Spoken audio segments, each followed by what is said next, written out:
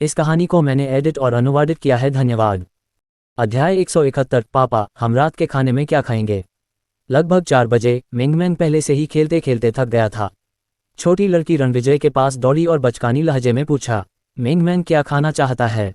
रणविजय ने पूछा, हम क्या खाना चाहिए? मिंगमैन ने कुछ देर सोचा, लेकिन फिर भी उसे नहीं पता था कि वह क्या चाहती है। उसने बुदबुदाया और कहा, ठीक है। मिंगमैन को नहीं पता कि क्या खाना है। हाँ, रणविजय ने सिर हिलाया और मुस्कुरा दिया। उसने पशुधन क्षेत्र को देखा और अंत में ताई झील ब्लैक स्वाइन पर बस गया। हम आज रात सुअर को मार देंगे। झाओ फैंग, एक सुअर ले लो और उसे वापस लाओ। ठीक है। झाओ फैंग ने सिर हिलाया और पशुधन क्षेत्र की ओर मार्च किया। उसने उसे अचेत करने के लिए सुअर को कई बार लात मारी, फिर सुअर को पहाड़ के तल पर ले गया। रणविजय ने मिंगमैन को अपनी बाहों में लेकर पीछा किया। ताई लेक ब्लैक स्वाइन का वजन लगभग 100 किलो था जब उन्होंने इसे पहली बार खरीदा था। आमतौर पर खेत पर 100 किलो से अधिक सुअरों का वध किया जाएगा, लेकिन महज 1 महीने में ही माउंट न्यू मून पर ताई लेक ब्लैक स्वाइन का वजन 150 किलो से अधिक हो गया। पहाड़ से नीचे आते हुए रणविजय और मिंगमैन माथा लाहती गए। झाओ फैंग ने सुअर को पांडा कार की पिछली सीट पर बिठा दिया। वाहन पर चढ़ने से पहले झाओ फैंग ने 1 मिनट के लिए सोचा, मसेराती की ओर दौड़ा, रणविजय का सेल फोन लिया और आहू का नंबर डायल किया। आहू, भाई फैंग, आप अंत में मुझसे संपर्क में आ गए। हाँ, ये बहुत अच्छा है कि तुम ठीक हो। हम तुम्हारे बारे में बहुत चिंतित थे। आहू लाइन के दूसरे छोर पर खुशी से रोया। झाओ फैंग की अभिव्यक्ति गंभीर थी जब उन्होंने उन शब्दों को सुना। फॉरएवर हार्मनी एसोसिएशन में इन वर्षों में झाओ फैंग के 50 से अधिक विश्वसनीय अनुयायी थे। वे फॉरएवर हार्मनी एसोसिएशन में शामिल हो गए क्योंकि या तो वे परिस्थितियों से मजबूर हो गए थे, उन्हें धमकाया गया था, या क्योंकि वे इस तरह के जीवन के लिए तरस रहे थे। हालांकि वे ठग थे, उन सभी में अच्छे व्यक्तित्व थे और वे बुरे स्वभाव वाले नहीं थे। वे धीरे धीरे झाओ फैंग के तहत परिवर्तित हो गए। कई वर्षों के बाद झाओ फैंग उनसे जुड़ गया था। ठीक है, झाओ फैंग ने हंसते हुए कहा, आहू, मुझे एक एहसान चाहिए। क्या आप माउंट न्यू मून आ सकते हैं? मैं चाहता हूं कि आप एक वैन से छुटकारा पाएं, इसे नष्ट करो। हाँ भाई फैंग। अच्छा, तुम हमसे मिलने कब लौटोगे? मैंने सुना है कि लॉर्ड टैंग की मृत्यु हो गई है। अब एसोसिएशन अराजकता में है। आपके बिना हम न्यू मून बे के क्षेत्र की रक्षा करने में सक्षम नहीं हो सकते हैं। चलो इसके बारे में बाद में बात करते हैं। अभी के लिए बस इतना ही। मैं अपने बॉस के फ़ोन का उपयोग कर रहा हूँ। आपको वापस कॉल करने की आवश्यकता नहीं है। मैं शाम को फिर से आपसे संपर्क करूंगा। झाओ फैंग के बोलने के बाद उन्होंने फ़ोन काट दिया। उसने सेल फोन रणविजय को लौटा दिया, पांडा कार में वापस गया और धीरे से आहें भर दी। वह एसोसिएशन में वापस नहीं जा सकता था क्योंकि उसका अब उस तरह का जीवन जीने का इरादा नहीं था, लेकिन वह आहू और अन्य लोगों के साथ भाग लेने के लिए थोड़ा अनिच्छुक था। कुछ ही समय बाद रणविजय और अन्य लोगों ने माउंट न्यू मून छोड़ दिया। हाँ, दहेई दिल से हंसा। इसकी हंसी करीब 2 मिनट तक चली। वाह वाह वाह। दहेई बहुत खुश था। उसने एक मुट्ठी निकाली और उसे अपनी छाती से लगा लिया। फिर यह पशुधन क्षेत्र में लालच से देखा और लिटिल हे की ओर इशारा किया। इशारे का मतलब था, भाई चलो आज रात जो कुछ भी हम चाहते हैं उसे खाएं। ओह, लिटिल हे भी उत्साहित था। इसे मांस खाने का बहुत शौक था, लेकिन शुरू में इसकी हिम्मत नहीं हुई। ये तब तक नहीं था जब तक दहेई नहीं आई थी कि उसने मांस का आनंद लेना शुरू कर दिया था। स्वादिष्ट बारबेक्यू और कुरकुरी हड्डियां स्वादिष्ट थीं। ये केवल इसी कारण से था। लिटिल हे ने स्वीकार किया कि दहेई बड़ा भाई था। ओह, लिटिल ही पूछ रहा था, हम क्या खा रहे हैं? वाह वाह। दहेई ने कुछ मिनटों के लिए सोचा। इसने अपनी मुट्ठी बढ़ा दी और कुछ इशारे किए, जिसका मतलब था कि यह इस बार जाने वाला होगा। इसके बाद यह पशुधन क्षेत्र में पहुंच गया। इसने एक ताई झील के काले सुअर को भूसा मारा उसे अचेत करने के लिए, फिर सुअर को एक पैर से घने जंगल में ले गया। मेजबान आज रात सुअर खाएगा और हमारे पास भी एक होगा। रेस्टोरेंट में पियानो डिलीवर किया गया था। रेस्तरां को पूरी तरह से नवीनीकृत किया गया था और ग्राहकों से भरा हुआ था। लड़ाई के कोई संकेत नहीं थे। रणविजय मिंगमैन को रेस्तरां में ले गए, लेकिन झाओ फैंग ने पीछा नहीं किया। उसने कुछ देर सोचा और अगले दरवाजे पर रेस्तरां की ओर चल दिया।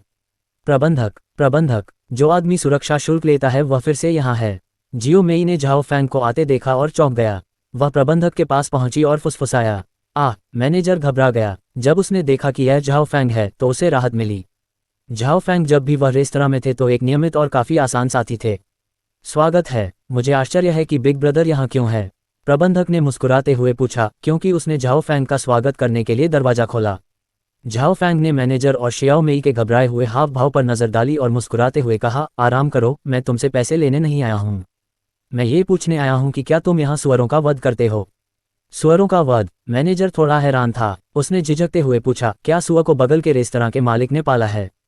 हालांकि वे यहाँ सुअरों का वध कर सकते थे, लेकिन उन्होंने कभी इस तरह का काम नहीं लिया। अगर कोई और पूछ रहा होता तो मैनेजर मना कर देता। हालांकि ये सुअर बगल के रेस्तरां के मालिक का था, इसलिए यह एक और कहानी होगी। हाँ, झाओ फैंग ने सिर हिलाया और मैनेजर के हाव भाव से उसे पता चल गया कि यहाँ सुअरों का वध किया जा सकता है। झाओ फैंग ने अपनी जेब से कई $100 के नोट निकाले और उन्हें काउंटर पर रख दिया। उसने कहा, यह 1000 युआन वध सेवा के लिए भुगतान है। मैं सुअर को यहाँ ले आऊँगा। ठीक है, तो मैं कुछ लोगों को तुम्हारी मदद करने के लिए बुलाता हूँ। कोई ज़रूरत नहीं। झाओ फैंग की मदद से इनकार देखकर मैनेजर ने सोचा कि झाओ फैंग के पास सुअर को लाने में मदद करने के लिए कई आदमी हैं। हालांकि जब उसने झाओ फैंग को आसानी से कुछ 100 किलोग्राम वजन वाले सुअर को ले जाते देखा तो उसका चेहरा बदल गया। वह कितना शक्तिशाली है! क्या कोई आम आदमी इतनी आसानी से सैकड़ों पाउंड वजन वाले सुअर को ले जा सकता है? झाओ फैंग सुअर को रसोई में ले आया, जिससे शेफ और उसके कर्मचारी हैरान रह गए। बेटा, ये ताई झील का काला सुअर है। शेफ में से एक आया और काले सुअर को उकसाया। जो भी अब मुक्त है, कृपया आकर इस सुअर को मारने में मदद करें। मैनेजर ने ताली बजाई और कहा, जो कोई भी इस सुअर को मारने में मदद करेगा उसे 100 युआन मिलेंगे। जैसे ही उसने ये कहा, सभी मुक्त लोग चारों ओर इकट्ठा हो गए। इससे दोनों शेफ थोड़े उदास हो गए क्योंकि वे भी अतिरिक्त पैसे चाहते थे। 1 मिनट रुको, मैं वापस जाकर पहले बॉस से पूछूंगा। झाओ फैंग मुड़ा और चला गया। झाओ फैंग वापस रेस्टोरेंट में आया और देखा कि रणविजय और काजल सोफे पर बैठे मिंगमैन के साथ खेल रहे हैं। झाओ फैंग सीधे अंदर गया और पूछा, बॉस, आप सुअर को कैसे काटना चाहते हैं? बस सामान्य तरीके से, रणविजय ने लापरवाही से जवाब दिया। ओह, ठीक है। झाओ फैंग ने सिर हिलाया। पैर और टेंडरलॉइन को एक साथ रखें। बाकी को सामान्य तरीके से संभालना चाहिए। पोर्क का एक हिस्सा वापस लें और शेष के लिए इसका आधा हिस्सा काट लें और दूसरे आधे से सॉसेज बना लें, रणविजय ने कहा। रणविजय ने पोर्क की तैयारी के बारे में काफ़ी विस्तार से बताया। पसलियों, पैर और विसरा के अलावा पोर्क को 4 ग्रेड में विभाजित किया जा सकता है। सुपर ग्रेड टेंडरलॉइन था। टेंडरलॉइन रीढ़ के नीचे मांस का एक पतला टुकड़ा था जो बड़ी पसलियों से जुड़ा होता है।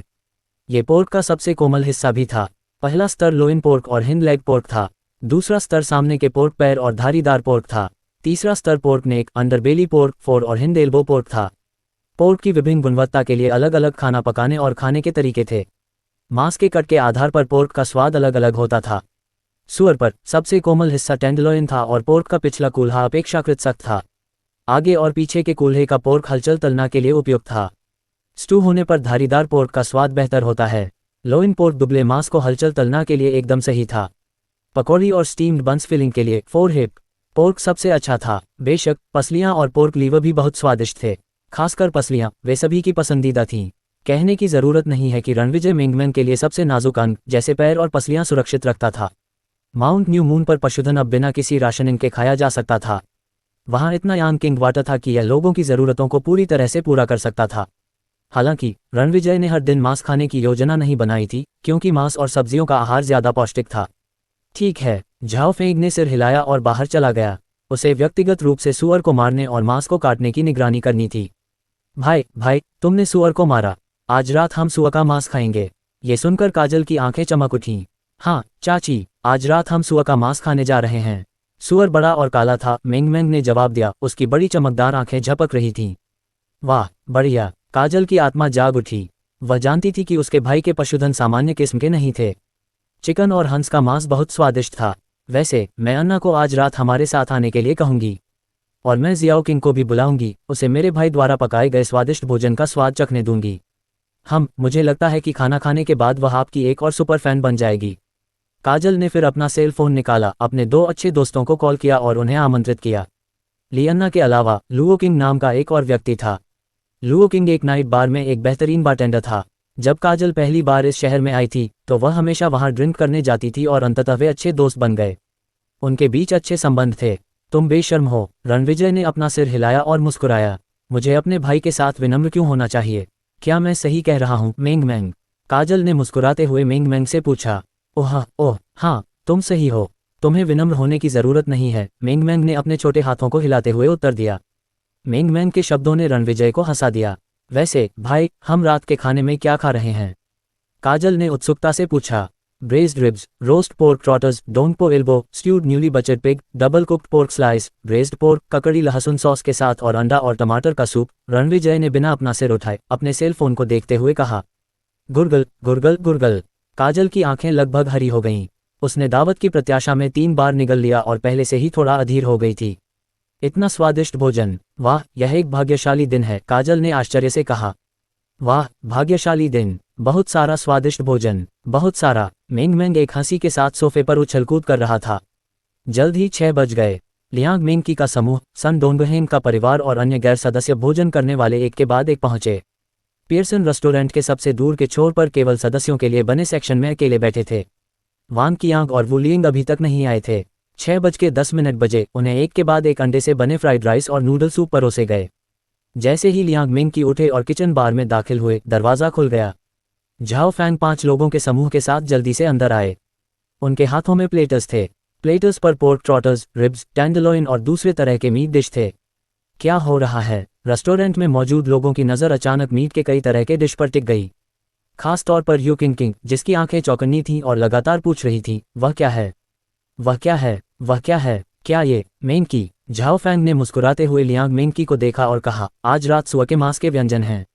मुझे लगता है कि अब आप लोगों को अंडे वाले तले हुए चावल खाना बंद कर देना चाहिए। क्या आप कृपया 1 मिनट रुक सकते हैं? अध्याय 172। ही लियांग मेंगकी को जरा भी बुरा नहीं लगा कि झाओ फैंग उसके साथ इतने परिचित थे। उसने अपना सिर हिलाया और कहा, ठीक है, हम इंतजार करेंगे। वह जल्दी से वापस बैठ गई, अपने हाथ में इस पर रखे और एक आज्ञाकारी छात्रा की तरह दिखी। बहुत बढ़िया, बहुत बढ़िया, हाँ, धन्यवाद बॉस। बॉस की जय हो। यू किंग किंग अपनी सीट पर वापस लौटी और उसे बधाई दी। मुझे क्यों नहीं पता था कि आपको मांस इतना पसंद है। झाओ दाहू मुस्कुराए, ठीक है, ये रसोई पर निर्भर करता है। हमारे बॉस का मांस सबसे स्वादिष्ट होता है। ओह सॉरी, मेरा मतलब है बॉस द्वारा पाले गए जानवरों का मांस। और बॉस द्वारा पकाया गया भोजन हमेशा स्वादिष्ट होता है। यू किंग किंग ने उत्साह से उत्तर दिया। उसका जीवंत रूप देखकर सन मिंग और उसकी मां ने अपना सिर हिलाया और हंसे। तुम सही हो। पियर्सन ने रसोई के बार पर रखे मांस को घूरते हुए अपना संयम कुछ हद तक संभाला। जब उसने भोजन पर टिप्पणी की तो उसकी आवाज़ में भावना का भाव था। मांस के रंग को देखते हुए हम देख सकते हैं कि यह उत्कृष्ट गुणवत्ता का है। ये ग्रेड 5A बीफ से कम नहीं है। यह मांस 5A से अधिक होना चाहिए। झाओ फैंग ने पियर्सन की ओर देखा और उसने एक खारिज करने वाले लहजे में जवाब दिया, आप गुणवत्ता ग्रेड 5A को कम आंक रहे हैं। मांस का उच्चतम गुणवत्ता ग्रेड 5A है। मैंने कभी भी मांस के किसी ऐसे गुणवत्ता ग्रेड के बारे में नहीं सुना है जो 5A से अधिक हो। पियर्सन ने अपना सिर हिलाया। वास्तव में 5A मांस आमतौर पर कोबे बीफ को संदर्भित करता है। अगर मैं गलत नहीं हूं तो जो मांस भेजा गया था वह पोर्क है। मैंने एक रिपोर्ट पढ़ी है कि 5A ग्रेड पोर्क का मतलब निम्नलिखित है। A+ किस्मों का मतलब है कि सूअर की नस्ल अच्छी है। A+ राशन का मतलब है कि सूअरों को अनाज खिलाया जाता है जिसमें कोई दवा और कोई योजक नहीं होता है। A+ पर्यावरण का मतलब है कि सूअरों को पारिस्थितिक हरित वातावरण में पाला गया था। A+ प्रजनन का मतलब है कि वेंटिलेशन उत्कृष्ट है और तापमान नियंत्रण उनके विभिन्न विकास चरणों के दौरान 21 डिग्री और 29 डिग्री के बीच सेट किया गया है। और अंतिम एक A+ प्रक्रिया है, 0-4 डिग्री कूलंग में पोर्क में एसिड को डिस्चार्ज करना, पोर्क को 18 प्रक्रियाओं के लिए संगरोध करना और मांस को सुरक्षित रखने के लिए पोर्क को पूरी कोल्ड चेन प्रक्रिया में ले जाना। ये 5A ग्रेड पोर्क हालांकि श्रेणी में सबसे ऊपर नहीं है, फिर भी मांस की नाजुकता को दर्शाता है। लेकिन 5A बीफ अलग है। आउटपुट दर के अनुसार बीफ को 3 ग्रेड A, B और C में विभाजित किया जाता है। उच्चतम ग्रेड A है। ग्रेड A में बीफ की गुणवत्ता वसा वितरण, रंग, बनावट और अन्य पहलुओं के अनुसार 5 ग्रेड में विभाजित होती है और 5वां उच्चतम ग्रेड होता है। इसलिए 5A बीफ सबसे अच्छा बीफ है। ये बहुत दुर्लभ है। मुझे समझ में नहीं आ रहा है कि आप क्या कह रहे हैं। झाओ फैंग ने थोड़ा भौहें सिकुड़ी और कहा, लेकिन मैं आपको बता सकता हूं कि बॉस के पास दर्जनों कोबे गायें हैं। दर्जनों कोबे गायें? ये कैसे संभव है? पियर्सन ने घूर कर देखा। जैसे ही वह बहस शुरू करने वाला था, यू किंग किंग ने गुनगुनाना शुरू कर दिया और कहा, गोल्डन हेयर बॉय, क्या तुम उस पर शक कर रहे हो? क्या तुम उस चिकन और गूज को भूल गए जो तुमने पिछले दिन खाया था? अगर तुम्हें कोई अमीर चाहिए तो बाहर जाकर खुद खरीद लो। यहाँ इतना लंबा चौड़ा मत बोलो। तुम परेशान करने वाले हो। उद्धरण चिन्ह। आहम। एक पल के लिए पियर्सन को शर्मिंदगी महसूस हुई। उसी समय उसे उस मांस का स्वाद याद आया जो उसने दूसरे दिन खाया था। साधारण 3 पीले चिकन का स्वाद टॉप चिकन जैसा था और शेर के सिर वाला हंस बहुत स्वादिष्ट था। वास्तव में उसके दिमाग में चिकन और हंस दोनों का मांस 5A ग्रेड से आगे निकल गया। ये सोचकर पियर्सन का चेहरा लाल हो गया। वह खड़ा हुआ और बोला, मुझे खेद है बॉस। मुझे खेद है सभी को। जब मेरे पेशेवर ज्ञान को साझा करने की बात आती है तो मैं बोलना बंद नहीं कर सकता। मुझे खेद है। हाँ। झाओ फैंग ने थोड़ा हंसा और इसे अनदेखा कर दिया। रणविजय, जो सामग्री को छांट रहा था, ने पियर्सन को एक दिलचस्प व्यक्ति पाया जो भोजन के बारे में बहुत कुछ जानता था। ये किस तरह का सुअर है? पियर्सन 1 मिनट से भी कम समय के लिए चुप रहे, फिर उनकी जिज्ञासा ने उन पर काबू पा लिया और वे खुद को पूछने से नहीं रोक पाए। ताई लेग ब्लैक स्वाइन। रणविजय ने उन्हें पोर्क की श्रेणी बताई। ताई लेग ब्लैक स्वाइन, ये बुरा नहीं है। चीन में यह एक अच्छी किस्म है और इसमें मांस की अच्छी गुणवत्ता है। लेकिन अगर आपको मौका मिले तो आपको हंगेरियन शीप पिग जरूर ट्राई करना चाहिए। इसे दुनिया के सबसे बेहतरीन पोर्क में से एक माना जाता है, जिसे कोबे बीफ ऑफ पोर्क के नाम से जाना जाता है। पियर्सन हंस पड़े। Sheep pig. रणविजय ने फिर से उनकी तरफ देखा। रणविजय ने इस शीप पिग के बारे में कभी नहीं सुना था। बॉस की दिलचस्पी देखकर पियर्सन ने सिर हिलाया और हंसते हुए कहा, एशले, जो कभी न्यूयॉर्क की शीर्ष 10 महिला शेफ में से एक थी, ने ऑल हॉग डिनर पकाया। उन्होंने न केवल सुअर की पसलियों, टट्टियों और अन्य आमतौर पर खाए जाने वाले हिस्सों का इस्तेमाल किया, बल्कि उन्होंने तले हुए सुअर के कान, जमे हुए सुअर के सिर, ब्रेज्ड सुअर की पूंछ, भुने हुए सुअर की नाक और ग्रिल्ड पोर्क जीभ जैसे अद्भुत व्यंजन भी बनाए, जो सभी उत्तरी अमेरिका में आमतौर पर नहीं खाए जाते हैं। उस समय सभी भोजन करने वालों के बीच ये भोजन बहुत सफल रहा। उन्होंने जो इस्तेमाल किया वह हंगेरियन भेड़ सुअर था। अब इस तरह के भेड़ सुअर को हंगरी के राष्ट्रीय सुअर के खजाने के रूप में जाना जाता है। इसका वैज्ञानिक नाम मंगलित्जा सुअर है। इस प्रकार का सुअर एक लुप्तप्राय प्रजाति है। वर्तमान में हंगरी में केवल 10,000 ही बचे हैं। इस सुअर के लंबे घुंघराले बाल होते हैं और यह भेड़ जैसा दिखता है। घुंघराले बालों वाला सुअर का मांस स्वादिष्ट होता है और सलामी, सॉसेज और सादे सॉसेज के लिए सबसे अच्छा कच्चा माल भी है। मुझे याद है कि चीन में कई शेफ ने सिर्फ भेड़ सुअर का इस्तेमाल करके खाना पकाने की प्रतियोगिता आयोजित की थी। नतीजतन उन्होंने जो व्यंजन बनाए वे सभी समान रूप से स्वादिष्ट थे और विजेता का फैसला करना मुश्किल था। ऐसा भेड़ सुअर की बेहतरीन गुणवत्ता के कारण है। ये सुनकर रणविजय के कान खड़े हो गए। उसने पियर्सन की तरफ देखा, हल्की हंसी दी और कहा, मैं इसे बाद में आजमाऊंगा। सुअर का मांस स्वादिष्ट था और सॉसेज बनाने के लिए बढ़िया था, जिससे रणविजय की थोड़ी दिलचस्पी बढ़ गई। चूंकि यह स्वादिष्ट था इसलिए वह इसे मिंगमैन के लिए पकाता था। उसके बाद रणविजय ने शाम के लिए सुअर का मांस तैयार करना शुरू कर दिया। सबसे पहले उसने 4 सुअर के पैरों को विभिन्न मसालों से लेपित किया और उन्हें पकाने के लिए ओवन में रख दिया। एक ही समय में 2 स्टोव का उपयोग किया गया। सौभाग्य से काजल ने जो रसोई के बर्तन खरीदे थे वे पिछले मॉडल के आधार पर बड़े थे। अन्यथा सदस्य एक दिन में रणविजय द्वारा बनाए गए सभी व्यंजनों का स्वाद नहीं ले पाते। एक स्टोव पर एक बर्तन में रणविजय एक विशेष व्यंजन, स्टूड न्यूली बचर पिग तैयार कर रहा था। क्या ये व्यंजन stood newly butcher pig dish है? पियर्सन की आंखें चमक उठीं और उन्होंने कहा, मैंने पहले कभी इस तरह का पोर्क व्यंजन नहीं खाया है। ऐसा कहा जाता है कि यह व्यंजन मूल रूप से पूर्वोत्तर चीन में चीनी किसानों द्वारा हर साल वार्षिक सुअर हत्या की अवधि के करीब आने पर बनाया जाने वाला स्टू व्यंजन था। ये स्वाद से भरपूर था और सुअरों के लगभग सभी अंग परोसे गए थे, खासतौर पर सुअर के खून का सॉसेज जो चिकना और कोमल था। बॉस द्वारा पाले गए सुअर की गंध वैसी नहीं होती। कभी कभी ऐसे खाद्य समीक्षक का अपनी राय देना दिलचस्प होता था। रणविजय ने खाना बनाया और पियर्सन ने देखा। हर बार जब रणविजय कोई व्यंजन बनाता तो वह अपनी टिप्पणी जोड़ता।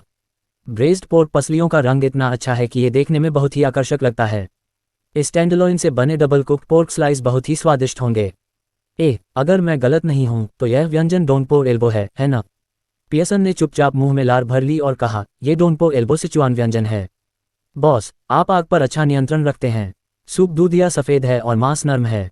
यह कोमल, नाजुक, चबाने योग्य, मोटा होना चाहिए लेकिन स्वाद में चिकना नहीं होना चाहिए। और यह एक बेहतरीन व्यंजन है और इसके सौंदर्य बढ़ाने वाले प्रभाव के लिए जाना जाता है। उद्धरण चिन्ह ... उद्धरण चिन्ह। जब लगभग आधा खाना पक चुका था, लियन्ना और लुओ किंग आ गए। शुभ संध्या, भाई रणविजय। कमरे में चलते हुए लियन्ना रणविजय के पास गई और उनका अभिवादन किया। नमस्कार भाई रणविजय। लुओ किंग ने अपने हाथों में 2 फलों के बैग लिए हंसते हुए कहा, मुझे नहीं पता था कि अपनी पहली यात्रा के लिए क्या लाना है, इसलिए मैंने कुछ फल खरीदे। रणविजय ने उनकी ओर देखा और सिर हिलाया। झाओ फैंग रणविजय के बगल में खड़ा था, उसने फल ले लिए। लियांग मिंग को लियन्ना से ईर्ष्या हुई, जिसका रणविजय ने इतनी गर्मजोशी से स्वागत किया था। लियांग मिंग की आंखों में तुरंत दुश्मनी भर गई। उसने एक नर्म गुनगुनाहट की और फुसफुसाया, क्या चुलबुली है? क्या वह सामान्य आवाज में बात नहीं कर सकती? ऐसी कर्कश आवाज में बात करने वाले को सुनना असहज है। जी, मुझे सिरके की महक आ रही है, यू किंग ने मजाक में कहा। हाँ, ये बहुत खट्टा है, झाओ दाहू ने अजीब सी आवाज में कहा। आमतौर पर वह यू किंग के साथ लियांग मिंग को चिढ़ाना पसंद करता था। पति और पत्नी एक जैसे होते हैं। लियांग मिंग ने उन्हें घूर कर देखा। लियन्ना और लुओ किंग ने रणविजय का अभिवादन करने के बाद वे सीधे सोफे पर चले गए। काजल मिंगमैन के बगल में बैठी थी, साथ में कार्टून देख रही थी। लिली, हम यहाँ हैं। लुओ किंग बैठ गई और हंस पड़ी। जब उसने मिंगमैन को देखा तो उसकी आंखें चमक उठीं और उसने कहा, ओह, बच्चा बहुत प्यारा है। तुम झूठ नहीं बोल रही हो। ये सुनकर मिंगमैन ने एक पल के लिए अपने कार्टून देखना बंद कर दिया। उसने अपना सिर घुमाकर लुओ किंग की ओर पूछताछ भरी नजर से देखा। मिंगमैन, ये खूबसूरत महिला मेरी सहकर्मी है, आप उसे आंटी लुओ कह सकते हैं। काजल ने उनका परिचय कराया। अच्छा, नमस्ते आंटी लुलुओ। मेंगमैन ने अपना छोटा सा हाथ बढ़ाया और हाथ हिलाया। नमस्ते, छोटी सी। लुओ किंग मुस्कुराए और मेंगमैन के छोटे से चेहरे को चुटकी में पकड़ने की कोशिश की, लेकिन काजल ने उसका हाथ रोक लिया। फिर उसने काजल को ये कहते हुए सुना कि वह बच्चे को न छुए। लुओ किंग ने मुस्कुराते हुए काजल को धक्का दिया और अपनी नाराजगी व्यक्त करने के लिए एक बार सूंघा। नमस्ते कहने के बाद मेंगमैन अपने कार्टून देखने वापस चली गई। 5 सेकंड बाद रेस्टोरेंट के सामने एक भूरे रंग की पोर्श कैयन आई। रेस्टोरेंट के लॉट में कार पार्क करने के बाद कार में बैठे लोग एक के बाद एक बाहर निकले। ड्राइवर और उसका सहचालक 30 के दशक में एक जोड़ा था जो पति पत्नी लग रहे थे। हालांकि रेस्तरां में कतार में खड़े लोगों को तब पता चला कि वे कौन हैं जब पीछे की सीट पर बैठा आदमी बाहर आया। ये बुजुर्ग व्यक्ति का परिवार निकला। पीछे से वांग कियांग और वुलियिंग उतरे। वुलियिंग ने 4 या 5 साल की एक मोटी लड़की को गोद में उठा रखा था। छोटी लड़की के बाल 2 गुच्छों में बंधे हुए थे। वह थोड़ी मोटी थी और उसका चेहरा गोल मटोल था, लेकिन गोल मटोल चेहरा ज्यादा मोटा नहीं था और वास्तव में वह काफी क्यूट लग रही थी। लड़की वांग येहान थी जो वांग कियांग की पोती थी। ड्राइवर वांग जियावेन था जो वांग कियांग का बेटा था और सहचालक सुयू थी जो वांग कियांग की बहू थी। वांग कियांग को देखने के बाद भीड़ में मौजूद कई लोग उसके बारे में बात करने लगे। यह एक पोर्श कैयन है। यह अभी भी एक नई कार की तरह दिखती है। देखो, मैंने तुमसे कहा था कि वह अमीर होगा।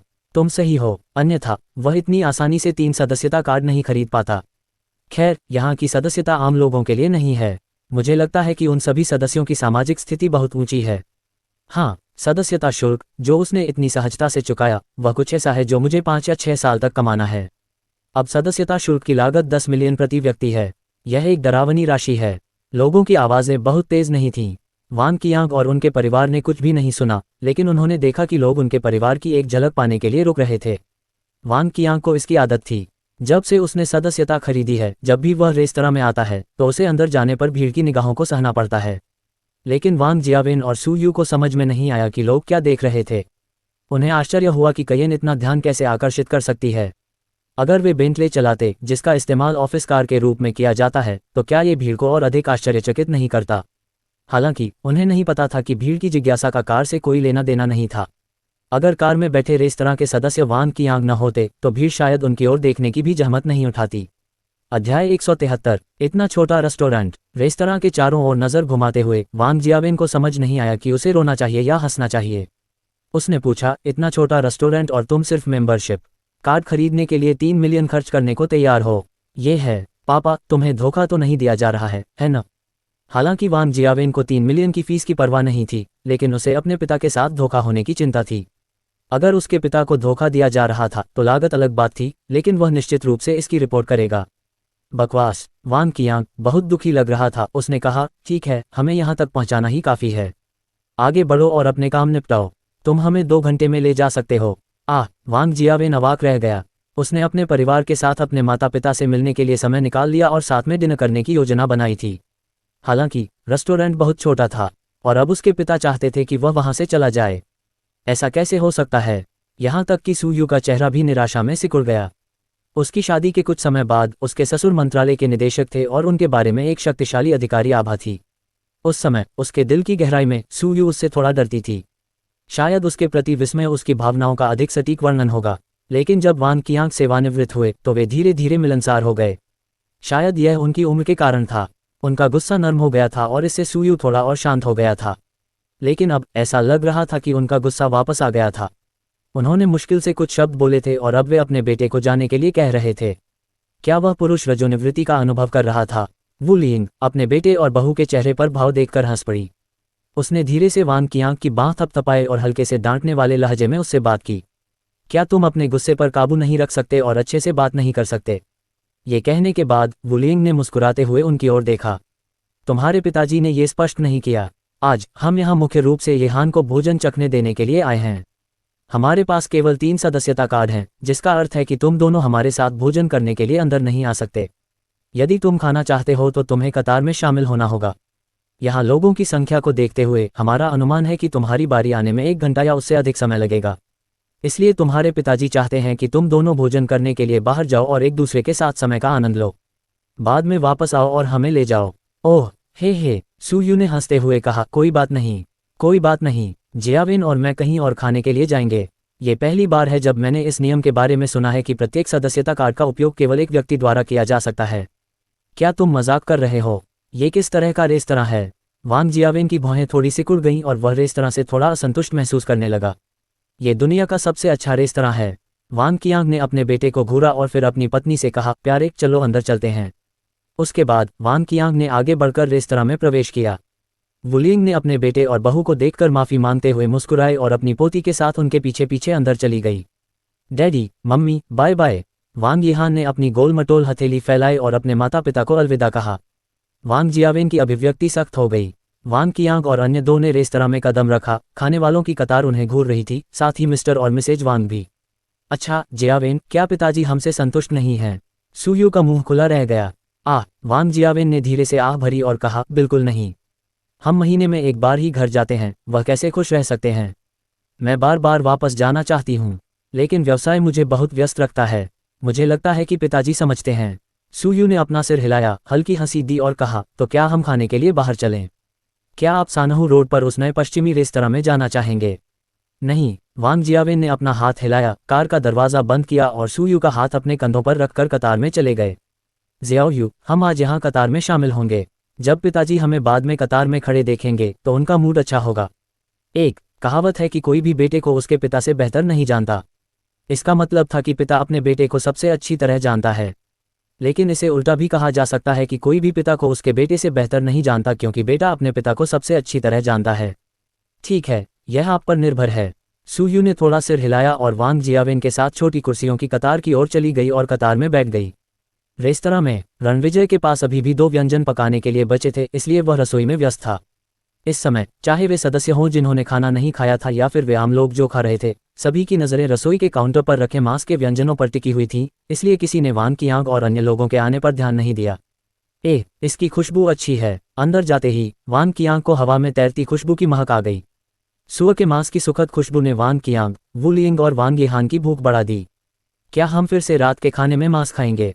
वांग कियांग ने कहा और अपनी पोती को वुलिंग के बगल में विपरीत दिशा में बिठाया और खुद पियसन के बगल में बैठ गया। हाँ, इसे आधा पोर्क दावत कहा जा सकता है। जी, यह एक भाग्यशाली दिन है। हे, पियसन ने मुस्कुराते हुए उत्तर दिया। वांग कियांग के प्रश्न का उत्तर देने के बाद पियसन ने विनम्रता से मुड़कर देखा। उसने दूसरी तरफ वांग यिहान को देखा। उसने मुस्कुराते हुए कहा, तुम एक प्यारी मोटी लड़की हो। तुम्हारा नाम क्या है? इस समय पियसन के दिमाग में अभी भी व्यंजनों की छवियां भरी हुई थीं। उसे कभी नहीं लगा कि वह सदस्यता कार्ड जो वह आमतौर पर उधार लेता था, उसका उपयोग ये छोटी मोटी लड़की करेगी। इसका मतलब ये होगा कि वह आज रात केवल स्वादिष्ट भोजन देख सकता है, लेकिन खा नहीं सकता। नहीं, मैं मोटी नहीं हूँ। तुम बुरी हो। मैं तुम्हें अपना नाम नहीं बताना चाहती। वांग यिहान ने मुंह बनाकर उत्तर दिया। लोग उसे मोटा कहकर उसे दुखी करते थे। ठीक है लड़की, तुम मोटी नहीं हो। यह मेरी गलती है। तो तुम्हारा नाम क्या है? क्या तुम मुझे इस बार बता सकती हो? पियसन हंसा। वांग यिहान ने धीरे से नाक सिकुड़ी। उसने अपना सिर घुमाया और उसे अनदेखा करने का फैसला किया। यिहान, वांग कियांग ने धीरे से खांसी। वांग कियांग अपेक्षाकृत सख्त दादा थे। हालांकि वे उसके प्रति दयालु थे, लेकिन वह अपने दादा से डरती थी। बेशक इसका कुछ लेना देना उसकी मां की अपने दादा के बारे में सामान्य राय से था। अपने दादा की बातें सुनने के बाद वांग यिहान ने अनिच्छा से कहा, मेरा नाम वांग यिहान है। फिर उसने अपना सिर दूसरी ओर घुमा लिया, जैसे कि वह पियसन से बात नहीं करना चाहती थी। हा, प्यारी छोटी लड़की। पियसन ने अपना सिर हिलाया और मुस्कुराया। वांग यिहान ने अपना सिर घुमाया और देखा कि थोड़ी दूर पर एक छोटी लड़की सोफे पर बैठी थी, जिससे वह उत्सुक हो गई। वह उस लड़की को नमस्ते कहना चाहती थी, लेकिन दादाजी की नज़रों के सामने वह बिल्कुल भी हिलने की हिम्मत नहीं कर पाए। उसने इधर उधर देखा और देखा कि टीवी पर बूनी बिया चल रहा था।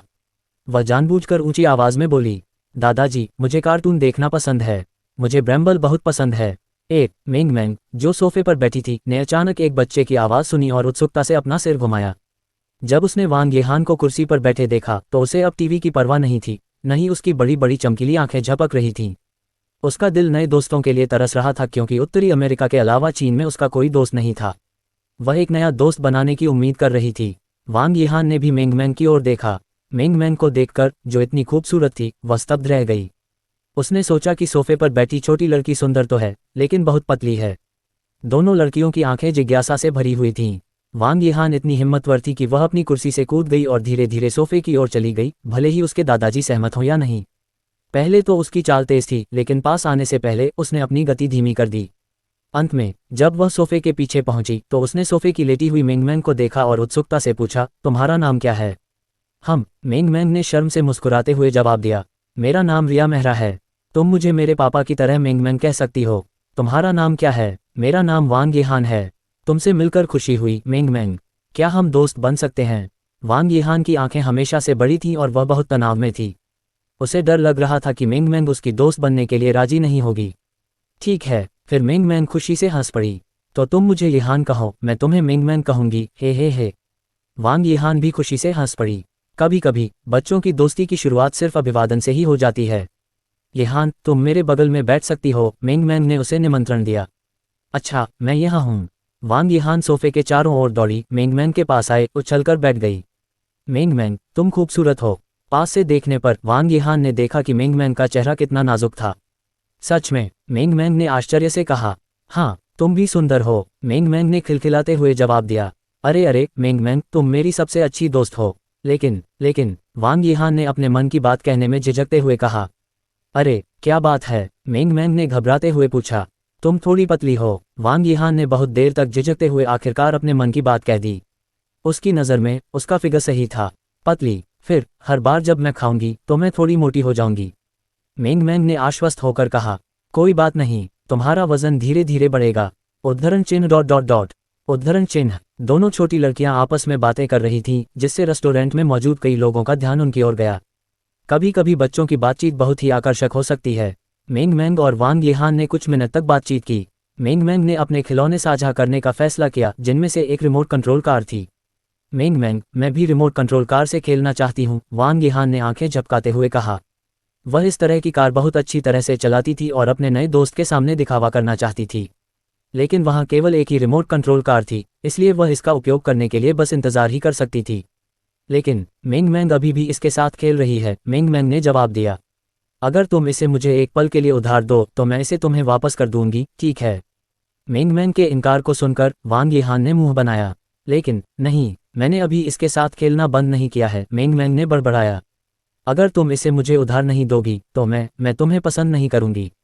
वांग यीहान ने गुस्से से मुंह बनाया और उसे लगा जैसे वह रोने वाली है। उसे गुस्सा आया और मेंगमेंग को भी। अगर खिलौना उसका था तो उसे उधार क्यों देना पड़ा? अध्याय 174। फिर मेंगमेंग ने बड़बड़ाते हुए कहा, तुम मुझे पसंद नहीं करते और मैं भी तुम्हें पसंद नहीं करती। उसके बाद मेंगमेंग की बड़ी बड़ी चमकीली आंखें चमक उठी, मानो वह फूट फूट कर रोने वाली हो। लेकिन अगले ही पल, ओह, एक जोरदार चीख निकली। वांग यीहान रो पड़ी और सोफे पर अपने छोटे से शरीर को मरोड़ने लगी। मेंगमेंग दंग रह गई। उसे आश्चर्य हुआ कि वांग यीहान इतना क्यों रो रहा था। वांग यीहान के रोने ने रेस्तरां में मौजूद सभी लोगों का ध्यान खींचा। यहाँ तक कि रणविजय, जो सब्जियां भून रहा था, ने भी एक पल के लिए खाना बनाना बंद कर दिया। उसे यहाँ ले आओ, वांग कियांग ने भौहें सिकुड़ते हुए वू लियंग से कहा। वांग कियांग ने सोचा, हर बार जब मैं किसी बच्चे को यहाँ लाता हूँ तो वह परेशानी क्यों पैदा करता है। पिछली बार उसका पोता मेंगमेंग को चूमना चाहता था, अब मेरी पोती मेंगमेंग के साथ खेल रही थी और फिर रोने लगी। वुलियंग सोफे पर चली गई।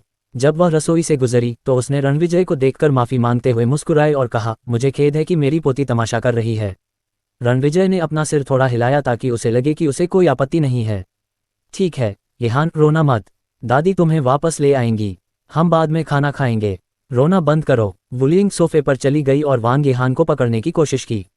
कौन जानता था कि वांग यीहान और भी जोर से छटपटाएगी और उसकी चीखें तेज हो जाएंगी। ठीक है, नहीं, मैं गले नहीं लगना चाहती। नहीं, मैं खाना नहीं चाहती। नहीं। मेंगमेंग उसे इतना रोता देखकर थोड़ा अभिभूत हो गई। उसकी बड़ी बड़ी आंखें उसके पापा की ओर देख रही थीं, मानो मदद मांग रही हों। रणविजय ने मेंगमेंग की ओर मुस्कुराते हुए उसे अपना समर्थन दिखाया।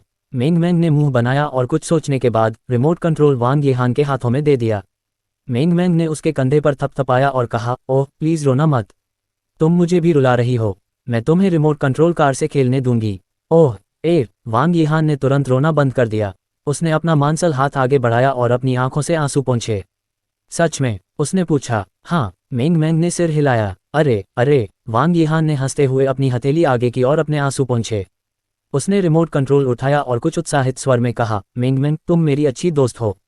मैं तुम्हें अपनी ड्राइविंग स्किल्स दिखाऊंगी। तुम भी मेरी अच्छी दोस्त हो। तुम निश्चित रूप से अपना मूड जल्दी बदल सकती हो।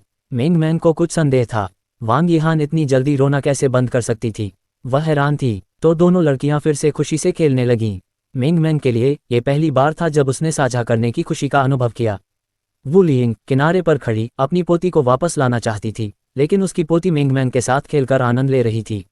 वह रणविजय को देखकर शर्मिंदगी से मुस्कुराए, उसे चिंता थी कि उसकी पोती ने उसके साथ बदतमीजी की है। उन्हें खेलने दो, रणविजय ने हल्की हंसी के साथ उत्तर दिया। ठीक है, वुलिंग ने सिर हिलाया और अपनी सीट पर वापस चली गई। इस बार दोनों छोटी लड़कियों ने अधिक मजा किया और खिलौनों को साझा करने में कोई समस्या नहीं हुई। जब केवल एक खिलौना बचा था तो मेंगमेंग ने कुछ देर तक उसके साथ खेला और फिर वांग यिहान को खिलौने के साथ खेलने दिया। उन्हें एक दूसरे के साथ खेलने में मजा आया। 10 मिनट बाद आखिरी 2 व्यंजन बाहर आए। रणविजय ने काजल की ओर देखा, जो अपने दोस्तों के साथ बातचीत कर रही थी। अच्छा जियाओली, अब तुम परोस सकती हो। क्या हम अब खा सकते हैं? मैं अब और इंतजार नहीं कर सकती। काजल मुस्कुराते हुए व्यंजन परोसने के लिए आए। झाओ फैंग भी बेकार नहीं था और उसने गोल मेज पर रणविजय द्वारा तैयार किए गए सभी व्यंजनों को परोसने में मदद की। हम भी व्यंजन परोसने में मदद करेंगे। लियांग मिंग की बेसब्री से इंतजार कर रही थी। वह उठी और रसोई के काउंटर की ओर ले गई। आज मुझे एक अच्छा स्वाद चखने का अनुभव होगा, पियर्सन ने हंसते हुए कहा। धन्यवाद बॉस, इतने बढ़िया डिनर के लिए धन्यवाद। पियर्सन बोलते हुए खड़ा हो गया। वह चलने ही वाला था। वांग कियांग ने उसे रोका और कहा, अच्छा शियाओपी, 1 मिनट रुको। क्या बात है सर? पियर्सन ने उत्सुकता से पूछा। ऐसा लगता है कि आप आज यहाँ डिनर नहीं कर पाएंगे। मेरे पास केवल 3 सदस्यता कार्ड हैं, तीसरा मेरी पोती के लिए है, वांग कियांग ने उत्तर दिया। धमाका! पियर्सन को ऐसा लगा जैसे उस पर बिजली गिर गई हो। आज का डिनर रेस्टोरेंट के इतिहास का सबसे शानदार डिनर होता। कुल 8 व्यंजन थे, लेकिन अब उसे बताया गया कि वह इसे नहीं खा सकता। अरे नहीं! पियर्सन हताश था और ऐसा लग रहा था कि उसका दिमाग भी काम करना बंद कर चुका है। वह निराशा से सुस्त और बोझिल महसूस कर रहा था। बॉस! पियर्सन ने कांपते होंठों से रणविजय की ओर देखा और कहा, बॉस मुझे इसका स्वाद लेना चाहिए। कृपया मुझे मना मत करना। हा। रणविजय ने उसे प्रश्नवाचक भाव से देखा और उत्तर दिया। तो मैं तुम्हें एक मौका देता हूँ। तुमने हंगेरियन भेड़ सुअर का जिक्र किया। अगर तुम मुझे 10 सुअर ला सकते हो तो तुम आज हमारे साथ डिनर पर आ सकते हो। 10 सुअर! पियर्सन का मुंह कांप रहा था। अगर सुअर आसानी से मिल भी जाते तो भी 10 सुअरों की कीमत सैकड़ों हजार युआन होती। उसके पास इतने पैसे नहीं थे। उसके हाव भाव देखकर रणविजय ने कहा, मैं तुम्हें दुगनी कीमत दूंगा और परिवहन तथा अन्य सभी खर्चों के लिए भी। ठीक है। पियर्सन की आंखें घूम गईं और उसने एक पल के लिए सोचा। उसने दांत पीसते हुए उत्तर दिया, ठीक है, मैं जाकर देखता हूँ। वह मुड़ा, बाहर गया और अपने कुछ अच्छे दोस्तों को बुलाने लगा जो खाद्य एजेंट थे। 3 मिनट बाद पियर्सन खुश चेहरे के साथ वापस आया और कहा, बॉस मैं 10 सुअर नहीं ला सका, लेकिन मैं आपके लिए 5 ला सकता हूँ। 3 नर और 2 मादा, सभी बहुत अच्छी हालत में हैं। मैंने वास्तव में अपनी पूरी कोशिश की है। ठीक है, 5 सुअर ठीक हैं। रणविजय ने सिर हिलाया, अपने रसोई के एप्रन को एक तरफ लटका दिया, एक तौलिया से अपनी हथेलियां पोंछी और खाने की मेज पर रसोई से बाहर निकल गया। ठीक है बॉस, आज रात का खाना, इसका आनंद लें। रणविजय ने बर्तनों पर अपना हाथ लहराया। हा, धन्यवाद बॉस, धन्यवाद बॉस। पियर्सन इतने उत्साहित थे कि वे वुलिंग की सेवा में मदद करने के लिए रसोई में भाग गए। एक समय था जब पियर्सन जहां भी जाते थे खानपान उद्योग के लोग उनकी प्रशंसा करते थे। एक समय था रेस्तरां के व्यंजनों पर पियर्सन की कुछ अच्छी टिप्पणियों से ही रेस्तरां के मालिक के लिए बहुत उत्साह और व्यवसाय पैदा हो जाता था। एक बार पियर्सन इस उभरते हुए रेस्तरां में आए और सोचा कि अगर वे अपनी पहचान दिखाएंगे तो वे, हालांकि अब इस रेस्तरां में वे सिर्फ इसलिए इतने उत्साहित हो गए क्योंकि मालिक ने उनसे वादा किया था कि वे रात का खाना खा सकते हैं। रणविजय एकमात्र व्यक्ति थे जो कुछ ही दिनों में मिशेलिन स्तर पर वर्गीकृत खाद्य समीक्षक को जीतने में सक्षम थे। शाम को 8 व्यंजन थे, लेकिन वास्तव में सदस्य केवल 6 व्यंजन ही खा सकते थे। सदस्यों के पास डबल कुक्ड पोर्क स्लाइस और पोर्क ट्रॉटर्स नहीं थे। पसलियों की संख्या भी बहुत कम थी। ये डिनर एक नियमित रेस्तरां की तरह अब सभी के लिए अलग अलग भोजन नहीं परोसा जाता था, बल्कि प्रत्येक टेबल के लिए एक सर्विंग होती थी। कुल 4 पोर्क एल्बो थे, उनमें से 3 सदस्यों की डाइनिंग टेबल पर थे और आखिरी रणविजय की गोल मेज पर था। सदस्यों की टेबल पर 6 व्यंजन थे, done pork elbow, stewed newly butchered pig, braised pork, braised ribs, tomato egg soup और ककड़ी विद गार्लिक सॉस। हर व्यंजन बहुत दिलचस्प था। ब्रेस्ड पोर्क का मांस मोटा था, लेकिन चिकना या ज्यादा पका हुआ नहीं था। डोन पोर्क एल्बो की शक्ल अच्छी थी। स्टूड न्यूली बचेड पिग की खुशबू सुगंधित थी। ब्रेस्ड रिब्स का आकार अच्छा लग रहा था। पसलियां स्वादिष्ट हैं, बहुत स्वादिष्ट। यूकिंग ने एक स्पैर रिब को अपने मुंह में भरा और तुरंत उसे कुतर दिया। पोर्क की पसलियां बहुत कोमल थीं। हड्डी से जुड़ा पोर्क का हिस्सा बहुत नरम था। ऐसा लग रहा था मानो कोई महीन झिल्ली हो। हड्डी के आसपास का मांस एक ही बार में निकल आया और मुंह में मांस की शुद्ध सुगंध थी। कोहनी के मांस का एक टुकड़ा। हा, मुझे कोहनी सबसे अच्छी लगती है। यूकिंग मुस्कुराए और जल्दी से मांस को पकड़ने के लिए अपनी चॉपस्टिक का इस्तेमाल किया। कोहनी के मांस को पकाना आग की महारत पर निर्भर था। अगर तापमान गलत था तो मांस की गुणवत्ता निस्संदेह कम हो जाएगी। उदाहरण के लिए, अगर गर्मी पर्याप्त नहीं है तो मांस कोहनी से आसानी से नहीं निकलेगा। उदाहरण के लिए, शादी के भोज में अगर कोई मांस का टुकड़ा निकालने के लिए चॉपस्टिक का इस्तेमाल करता है, लेकिन कुछ समय की कोशिश के बाद भी मांस को हड्डी से नहीं निकाल पाता है, तो ये बहुत शर्मनाक होगा। लेकिन अगर कोहनी ज़्यादा गर्म हो जाती है तो मांस बहुत नरम हो जाएगा और आकार बनाए नहीं रखा जा सकेगा। हालांकि पका हुआ कोहनी रणविजय नरम, कोमल और मध्यम था, जिसमें एक प्रामाणिक चमकदार लाल रंग था। चॉपस्टिक के एक झटके से मांस को आसानी से निकाला जा सकता था। जब मांस मुंह में था तो यह कोमल और चबाने योग्य था और स्वादिष्ट मांस की खुशबू के साथ मिलकर इसे आनंद लेने के लिए एक उत्कृष्ट भोजन बना दिया। मेज के दूसरी तरफ पियर्सन ने अपनी आंखें बंद कर लीं और प्रत्येक व्यंजन के स्वाद का आनंद लिया। उसने स्टूड न्यूली बचड पिग डिश के सफ़ेद मांस को थोड़े से लहसुन के पेस्ट में डुबोया। मोटा लेकिन चिकना नहीं मांस उसकी जीभ पर लगभग पिघल गया। उसने सुअर के खून के सॉसेज को हल्के से काटा। इसका स्वाद अविश्वसनीय रूप से नरम था और इसमें कोई मछली की गंध नहीं थी और न ही कोई कसला स्वाद था। ये पहली बार है जब मैंने इतना बढ़िया सुअर का खून का सॉसेज खाया है। और सुअर का जिगर शानदार है। मैं इसकी कल्पना नहीं कर सकता। अब मैं आखिरकार मानता हूं कि दुनिया में 5 ग्रेड से परे मांस है। भगवान, ये दुनिया का सबसे अच्छा भोजन है जिसका मैंने आनंद लिया है। पियर्सन ने नशे में कहा। पसलियां बहुत स्वादिष्ट हैं, वांग यीहान ने पसलियों को कुतरते हुए कहा। उसने अपने कटोरे में खाना खाया और साथ ही मेज पर दूसरों के व्यंजनों को भी देखा। यही कारण था कि वह मोटी थी। वह बहुत लालची थी। चाची वो, ये डोंगपो कोहनी पूरी तरह से पकाई गई है। इसका रंग, सुगंध और स्वाद मैंने अब तक जो भी खाया है उससे बेहतर है। इसकी बनावट देखिए, मुलायम और कोमल। खास तौर पर मांस की त्वचा, यह मुंह में जाते ही पिघल जाती है। वाकई मुलायम, कोमल और सुगंधित। चाची वो, आपको थोड़ा और मांस की त्वचा खानी चाहिए। यह एक अद्भुत व्यंजन है और इसे सुंदरता बढ़ाने वाला कहा जाता है। पियर्सन ने भोजन का स्वाद लेते हुए कहा। अगर यह कोई और होता तो वह उन्हें बताने की जहमत भी नहीं उठाता, लेकिन पियर्सन को लगा कि उसे वान की आंख और वुलियंग को इसके गुणों के बारे में बताना चाहिए। सच में, वुलियंग ने धीरे से मुस्कुराते हुए कोहनी की त्वचा का एक टुकड़ा लिया और उसे अपने मुंह में डाल लिया। थोड़ी देर तक इसे चखने के बाद उसने कहा, यह स्वादिष्ट है। ये बहुत बढ़िया है। चूंकि यह सुंदरता को बढ़ाता है इसलिए मैं थोड़ा और खाऊंगी। बगल में बैठे झाओ फैंग ने यह टिप्पणी सुनी। उसने लियांग मेंकी को देखा जो पसलियों को कुतर रही थी। उसे लगा कि जब वह खा रही थी तो वह आकर्षक थी। वह खुद को कोहनी की त्वचा का एक बड़ा टुकड़ा लियांग मेंकी के कटोरे में डालने से रोक नहीं सका और हंसा। कोहनी की त्वचा एक स्वादिष्ट व्यंजन है जो सुंदरता के लिए अच्छा है। मेंकी, तुम्हें और खाना चाहिए। मैं इसे खुद ही ले सकता हूँ।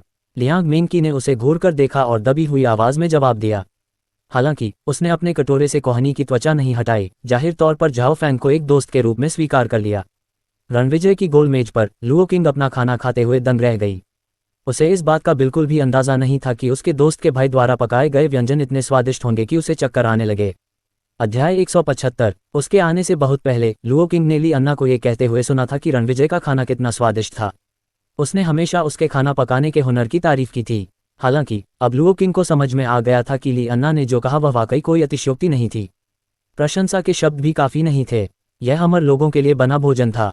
बहुत स्वादिष्ट। लुओ किंग की प्रशंसा के शब्द आखिरकार सिर्फ 2 सरल शब्दों में बदल गए। इन 2 शब्दों का मतलब था कि उसने अपने जीवन का सबसे अच्छा खाना खाया था। बातचीत के दौरान उसने ब्रेज्ड पोर्क का एक और टुकड़ा उठाया। ब्रेज्ड पोर्क सुअर के धारीदार मांस से बनाया जाता है। दुबला और मोटा मांस एक दूसरे पर परत दर परत, साथ में चबाने योग्य सुअर की खाल के साथ ओवरलैप होता है।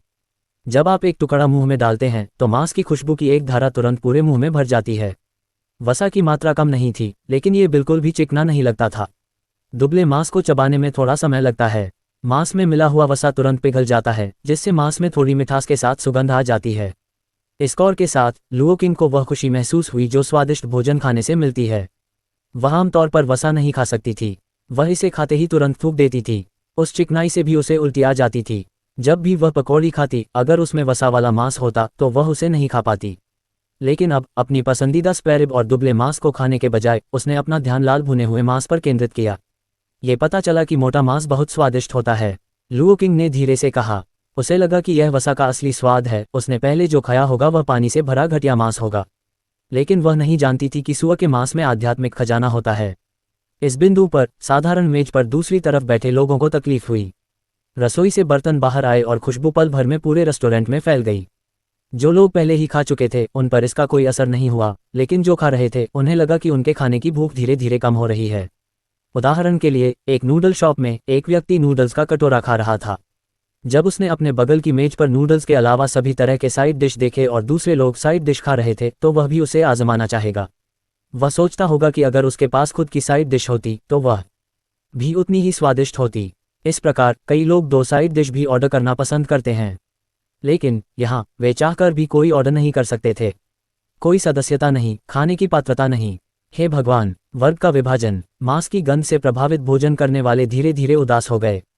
मुझे बहुत पछतावा हो रहा है। मेरे पास बचत में 900,000 युआन थे। कितना अच्छा होता अगर मैं सदस्यता कार्ड खरीदने के लिए और पैसे जुटा पाता। मुझे ऐसा न करने का पछतावा है। मुझे वाकई इसका पछतावा है। एक आदमी ने अपनी छाती पीटते हुए जोर से पैर पटकते हुए कहा। खैर, सदस्यता की कीमत बहुत महंगी है। $1 मिलियन को इतनी आसानी से नहीं लिया जा सकता। अफसोस, ये दर्दनाक है। अगर सदस्यता कार्ड 100,000 युआन में बिकता है तो मैं तुरंत 5 खरीद लूंगा। लेकिन अब ये 10 मिलियन है। हाँ, 10 मिलियन। मेरे जीवन में कोई मौका नहीं है। 2 दोस्त एक दूसरे से अपनी भावनाएं व्यक्त कर रहे थे। उन्होंने दोनों की आंखों में एक दूसरे के लिए तरस की एक झलक देखी। अभी अगर एक नग्न सुंदरता और एक डिश को एक साथ प्रदर्शित किया जाता है तो वे सीधे डिश पर झपट पड़ेंगे। यह अपरिहार्य था कि वे यहाँ के व्यंजनों को सर्वोच्च सम्मान देते थे। इन सभी बातों के दौरान अचानक एक धीमी चीख सुनाई दी। क्या कोई इतना लालची था कि उसे रोना पड़ा? छोटे बालों वाले लोगों में से एक ने अपना सिर घुमाया और पीछे की मेज पर बैठे अपने दोस्त को देखा। ये देखकर कि दोस्त रो रहा है, छोटे बालों वाले आदमी ने अपना मुंह पोंछा और उसके साथ सहानुभूति जताई। उसने अपने दोस्त को सांत्वना देने और साथ ही खुद को शांत करने के लिए अपना हाथ आगे बढ़ाया और उसके कंधे पर थपथपाया। रो मत, हालांकि आप केवल सदस्यों के लिए कोई व्यंजन नहीं खा सकते हैं। अंडे फ्राइड राइस और नूडल सूप भी स्वादिष्ट होते हैं।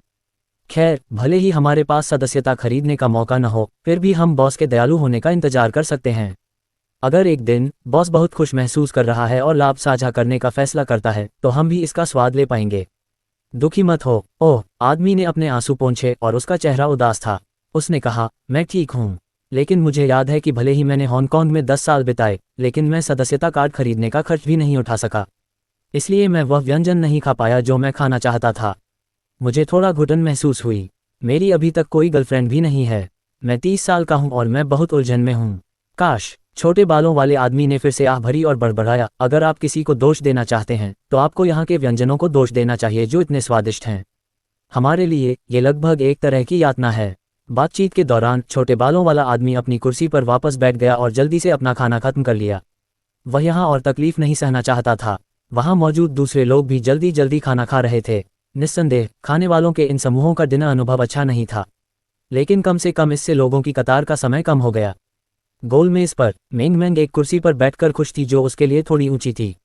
वह अपने पैरों को हिला रही थी और उसके 2 छोटे हाथों में एक बड़ा सूअर का पैर था जिसे वह खुशी खुशी चबा रही थी। ये डिश खास तौर पर मेंग मेंग के लिए बनाई गई थी। चूंकि मेंग मेंग के दांत अभी भी बढ़ रहे थे, इसलिए सूअर के पैर बहुत नरम और मुलायम थे। भुना हुआ सूअर का पैर भी सुंदरता बढ़ाने के लिए उपयुक्त डिश थी। इस डिश से न केवल त्वचा की गुणवत्ता में सुधार होता था बल्कि इसका स्वाद भी अच्छा होता था। स्ट्रीट स्नैक्स के तौर पर भुना हुआ सूअर का पैर बिकता था और कारोबार खूब फल फूल रहा था। ये कहा जा सकता है कि सूअर के पैर बहुत लोकप्रिय व्यंजन थे। मेंग मेंग कोई अपवाद नहीं थी। जब वह उत्तरी अमेरिका में थी तो वह हमेशा काफ़ी सादा खाना खाती थी। आखिरकार अन्य खाना नहीं बना सकती थी, और जब वे रेस्तरां में जाते थे तो वे केवल कुछ ही तरह के भोजन खाते थे, जैसे कि पश्चिमी भोजन और हॉटपॉट। इसलिए मेंग मेंग ने बहुत ज़्यादा खाना नहीं चखा था। लेकिन जब से मेंग मेंग रणविजय के साथ फिर से मिलने के लिए चीन लौटी, उसने धीरे धीरे ज़्यादा से ज़्यादा व्यंजनों का स्वाद चखा और वे सभी बहुत स्वादिष्ट थे। मेंग मेंग के मुंह और चेहरे के आसपास के ग्रीस के दागों से पता चलता था कि उसे यह व्यंजन कितना पसंद था। बहुत स्वादिष्ट, पापा सबसे अच्छे हैं, मेंग मेंग ने स्पष्ट रूप से कहा। दूसरी तरफ वांग येहान ने मेंग मेंग की बातें सुन ली थीं। उसकी नज़र गोल मेज़ पर गई जहां मेंग मेंग खुशी खुशी सूअर के पैर और डबल कुक्ड पोर्क स्लाइस खा रही थी जो उनकी मेज़ पर नहीं थे। वांग येहान की लार टपक रही थी। आज के सभी व्यंजन उसके पसंदीदा थे, खास तौर पर पसलियां और पोर्क ट्रॉटल्स। शुरू में उसके दिल में दोनों व्यंजन एक जैसे थे, लेकिन चूंकि उसके पास कुछ नहीं था जबकि किसी और के पास था, इसलिए वह उस तरह का खाना खाने के लिए उत्सुक थी जो उसके पास नहीं था। यह मानव स्वभाव था। आखिरकार ये समझ में आता है कि दुर्लभ चीज़ें कीमती होती हैं। वांग येहान ने अपनी पसलियां नीचे रखीं और बुदबुदाया, दादाजी, मैं पोर्क ट्रॉटल्स और डबल कुक पोर्क स्लाइस खाना चाहती हूँ। क्या मेज़ पर रखे ये व्यंजन तुम्हारे लिए काफ़ी नहीं हैं? वांग की आंख की भौहें आदतन सिकुड़ी हुई थीं, लेकिन जब उसने वांग येहान के गोलमटोल चेहरे को उम्मीद से भरा देखा तो उसका स्वर नरम पड़ गया। उसने कहा, येहान, क्या तुम तब तक इंतज़ार करना चाहोगी जब तक दादाजी शाम को तुम्हारे लिए सूअर के पैर खरीदने नहीं जाते? क्या हम पहले ये व्यंजन खा सकते हैं? वांग येहान अभी भी दादाजी के प्रति विस्मय में थी। हालांकि वह अपने दादाजी की बात सुनकर खुश नहीं थी, लेकिन उसने मुंह बनाया और सिर हिलाया। वह अभी भी थोड़ी नाखुश थी। उसने फिर से मिंगमैन की ओर देखा। तभी मिंगमैन ने उसकी ओर देखा। मिंगमैन को अपनी अच्छी दोस्त के चेहरे पर भाव समझ में नहीं आया। छोटी राजकुमारी ने अपने हाथ में सुअर के पैर और वांग यीहान की मेज को देखा और उसने पाया कि उस मेज पर सुअर के पैर नहीं थे। मिंगमैन की आंखें हिल गईं। एक पल के लिए सोचते हुए मिंगमैन ने अपनी तैलीय छोटी हथेली को वांग यीहान की ओर लहराया और बचकानी आवाज में कहा, ठीक है यीहान, क्या तुम यहाँ आना चाहोगे? तुम यहाँ आकर खा सकते हो। चलो साथ में खाते हैं। क्या मैं? वांग यीहान ने अपनी आंखों में चमक लाते हुए उत्सुकता और उम्मीद से पूछा। हाँ, मिंगमैन ने हंसते हुए उत्तर दिया। दादाजी। वांग यीहान ने अपने दादाजी की ओर देखा। वांग कियांग ने झिझकते हुए रणविजय की ओर देखा। रणविजय के हाव भाव से वांग कियांग ने देखा कि उसे अपनी पोती के वहां जाने से कोई आपत्ति नहीं है। इसलिए उसने मुस्कुराया और सिर हिलाया, तुम जा सकती हो। वूश। वांग यीहान ने कुछ भी नहीं कहा और तुरंत अपनी कुर्सी से नीचे कूद गई और दौड़कर आई। वह दौड़कर मिंगमैन के पास गई और मुस्कुराते हुए मिंगमैन की ओर देखा। जियाओ ली, वहां चलो, रणविजय ने काजल से कहा। काजल ने पलटकर देखा कि वांग यीहान उसके बगल में खड़ा है। उसने सिर हिलाया और हंसते हुए कहा, आपका छोटा दोस्त यहाँ है। आपका यहाँ स्वागत है। भगवान, आप थोड़े भारी हैं। बातचीत के दौरान काजल ने वांग यीहान को अपनी कुर्सी पर बैठाया और वांग यीहान के लिए नया टेबलवेयर लाने के लिए रसोई में चली गई। फिर ली अन्ना और लुओ किंग बारी बारी से बाईं ओर चले गए और काजल वांग यीहान के बगल में बैठ गई और खाना जारी रखा। धन्यवाद मिंगमैन, यह आपकी बहुत मेहरबानी है। वांग यीहान ने कहा, आपका स्वागत है यीहान। ये सुंदर आदमी मेरे पापा हैं। पापा, आप उन्हें अभी तक नहीं जानते हैं। वह मेरी नई दोस्त यीहान है। मिंगमैन ने उनका परिचय कराया। आपसे मिलकर अच्छा लगा अंकल। आपका खाना स्वादिष्ट है। यह अब तक का सबसे अच्छा खाना है। वांग यीहान ने विनम्रता से उनका अभिवादन किया। ठीक है, अगर आपको लगता है कि इसका स्वाद अच्छा है तो आपको और खाना चाहिए। रणविजय धीरे से मुस्कुराया। रणविजय दूसरे लोगों या उनके बच्चों पर ज्यादा ध्यान नहीं देता था। उसे उनकी परवाह नहीं थी। लेकिन वह मिंगमैन से प्यार करता था और जब तक मिंगमैन खुश थी सब ठीक था। मिंगमैन, तुम्हारे पिता मेरे पिता से बेहतर हैं। मेरे पिता खाना भी नहीं बना सकते। वे मूर्ख हैं। वांग यीहान ने मिंगमैन की ओर देखा और कहा। जब मिंगमैन ने अपने अच्छे दोस्त से पापा की तारीफ सुनी तो उसकी आंखें सिकुड़ गईं। उसने अपना छोटा सा हाथ आगे बढ़ाया, सामने की थाली से एक सुअर का पैर पकड़ा और उसे वांग यीहान को थमा दिया। वह खिलखिलाकर हंसी और बोली, तुम भी इसे खाओ यीहान। ये बहुत स्वादिष्ट है। अरे अरे अरे। वांग यीहान ने अपने हाथ आगे बढ़ाए और सुअर का पैर पकड़ लिया। उसने मिंगमैन को खिलखिलाकर देखा और फिर खाना शुरू कर दिया। इस समय मिंगमैन एक फरिश्ता लग रही थी जिसने उसके सपनों को सच कर दिया। खाना खाते समय काजल की नज़र सुअर के बचे हुए 2 पैरों पर पड़ी। उसे लगा कि हर बच्चे के लिए एक पैर ही काफ़ी है। इसलिए उसने चुपचाप अपनी चॉपस्टिक उठाए और पैर को पकड़ने के लिए हाथ बढ़ाया। हालांकि जब वह सुअर के पैर को पकड़ने ही वाली थी जिस पर वह इतने समय से नज़र गड़ाए बैठी थी, अचानक धमाका। रणविजय की चॉपस्टिक ने बेरहमी से उसकी चॉपस्टिक को रोक दिया। काजल ने मुंह बनाया और गुनगुनाया और इसके बजाय डबल कुक पोर्क स्लाइस से मांस का एक टुकड़ा अपने मुंह में डाल लिया। फिर उसने अपने भाई को देखा और जोर से चबाया। लेकिन अगर वह शोर भी मचाती तो सुअर के पैर उसके लिए नहीं होते। खाने के दौरान लगभग 2 समूहों के लोगों को बुरा अनुभव हुआ और इससे पीछे बैठे लोग थोड़े डर गए। जैसे ही लोग रेस्तरां में दाखिल हुए उन्हें एहसास हुआ कि हर कोई इतने दुखी चेहरे के साथ क्यों बाहर गया था। कई लोगों ने अपना खाना वापस लेने का फैसला किया। दरवाजे के सामने छोटी कुर्सियों पर बैठना भी बेहतर होगा। वांग जियावेन और सुयू किसी तरह रेस्तरां में अपनी जगह पाने में कामयाब रहे।